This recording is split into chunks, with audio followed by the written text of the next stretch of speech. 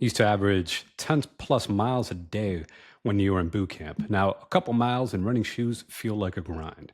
So, why would I, a Marine veteran, physical therapist, and run coach, recommend you do long runs, even if you're only trained for like a 3 mile run, a 5K?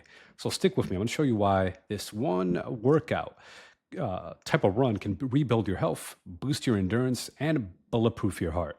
So I'm Dr. Ray Peralta, a physical therapist, exercise physiologist, and track and field run coach, and proud Marine veteran. For over 10 years, I've helped veterans get in shape, and all sorts of people, of course, overcome injuries, reclaim their fitness without breaking their bodies.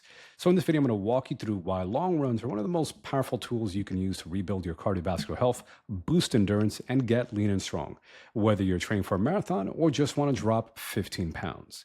So here's what we're going to cover: why long runs are critical for veterans' health, 7 reasons why the long run can help build more than just training for a distance, and how to determine your ideal long run distance, how to pace, fuel, and recover properly, and my story of how I went to dreading long runs to thriving on them, and how you can start applying this to your own training now. So if you want to run pain-free and get in shape without the burnout, check out my free training, link in the description. So why long runs matter, especially for veterans? So about 1 in 4 veterans, older veterans typically, have cardiovascular disease, things like heart disease, stroke, coronary artery disease, and a much larger study shows that nearly 50% of veterans have at least one form of cardiovascular disease compared to 37% of civilians. That means running isn't just about performance, it's about survival. See, long runs help as a type of aerobic training. And aerobic training, right, a long run will build up your aerobic capacity, your heart capacity, heart and lungs, strengthen your heart muscle, improve blood flow, circulation, help manage weight, inflammation, and insulin sensitivity, all which directly reduce your risk of heart disease and stroke. So, 7 reasons why I coach veterans to do long runs, even though they're only maybe training just for like a 2 mile run or a 3 mile run, right? It increases your endurance, boosts your mitochondrial density, so it builds capillaries that improve oxygen delivery and energy production, so you feel more energy throughout the day. A stronger heart, right? Long runs improve your stroke volume, so your heart pumps more blood per beat, and your resting heart rate starts to lower, right? You're going to be more efficient. So throughout the day, things are just going to feel easier because you have more endurance with a stronger heart. Durable muscles and tendons, right? Your legs get tougher, you're more fatigue resistant, you build the tissue resilience that keeps you from getting injured. Better fat metabolism, right? That means your body learns to burn fat more efficiently. You burn your body's fat as fuel, saving carbs when you need them most. Stronger bones. The consistent impact of long runs, because running is a high impact activity, helps maintain and even improve bone density, critical as weight. So a lot of people don't know this, that running can put anywhere from 2 to 3 times impact forces on your body, right? So if you're a 100-pound runner, that's 200 to 300 pounds of force going through your leg with every single step. So number 6, improved running economy. See, you get smoother and more efficient, same effort for better performance. As you get more adapted, more trained, more conditioned with long runs, you tend to be more efficient. So even though you may be training for a 3 mile run, you can be a lot more efficient because you've built up that stamina and efficiency with the longer run. Mental toughness, pushing through discomfort, the long run boredom trains the mind to stay steady under pressure, something that every veteran understands. So how long should your long run be? It depends on your goals, a few guidelines. So beginners, anywhere from 1.5 times to 2 times your average run. If you're more advanced, it might even be 3 times your run, right? So if you're training for like a 3 mile run or a 5K, your long run might be, 2 times that. It might be a 6 mile for your long run. If you're a beginner, it might be a 4 mile, but as you build up, I'll say start with then a 6 mile. Then if you're more advanced, it might be 9 or 10 or even 12 miles for that 5K.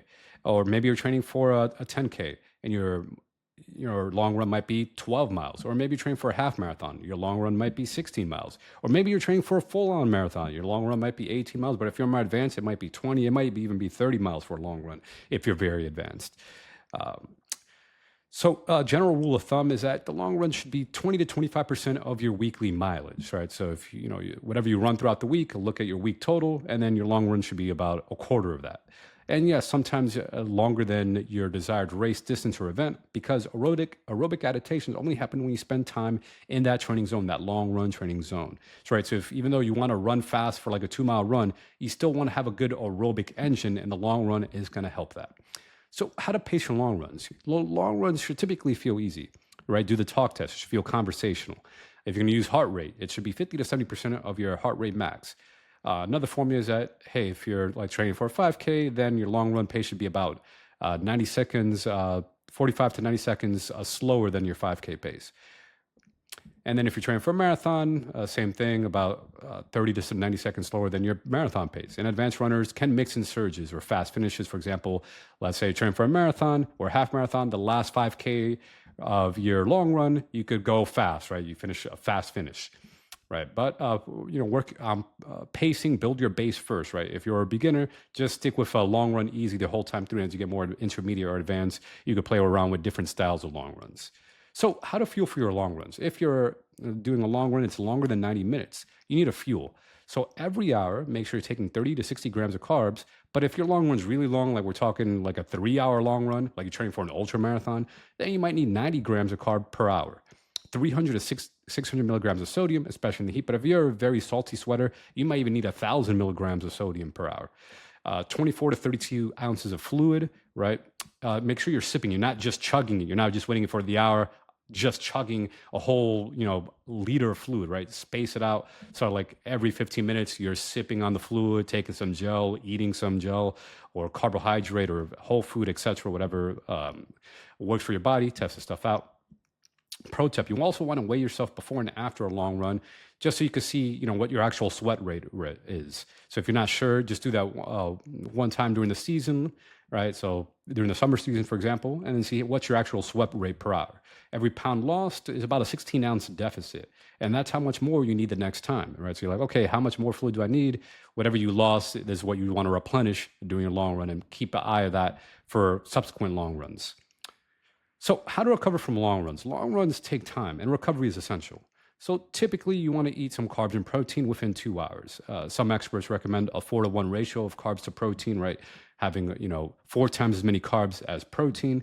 Hydrate plus replace your sodium in electrolytes, right? Some people do electrolyte packets. Some people just do sea salt. I'm a fan of just getting a Redmond sea salt or Himalayan pink sea salt.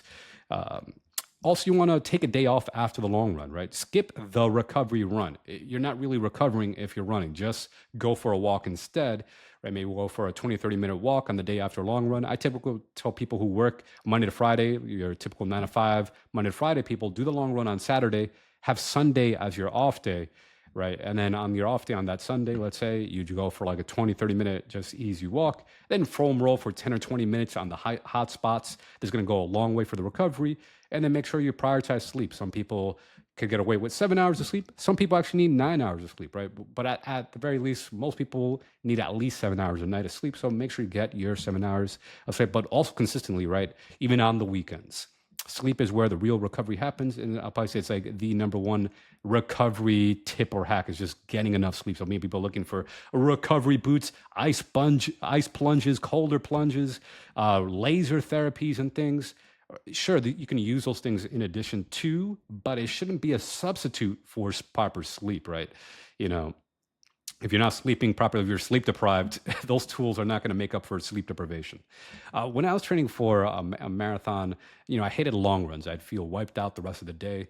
And I didn't even want to do errands or hang out with friends. I didn't even feel human until like 3 or 4 days later. What changed? Just dialing electrolytes. I make sure that I got enough sodium before, during, and after the runs. Fuel properly, eating enough carbohydrates. I wasn't even also eating enough carbs before, during, and after, and improve my sleep. So I use a sound machine, earplugs, and set a set bedtime and a wake time, making sure I got consistent quality sleep. Because sometimes I would deviate, I'm going to go out on Thursday, go out on Friday, go out on Saturday, and there's 3 nights out of the week just threw off my sleep routine.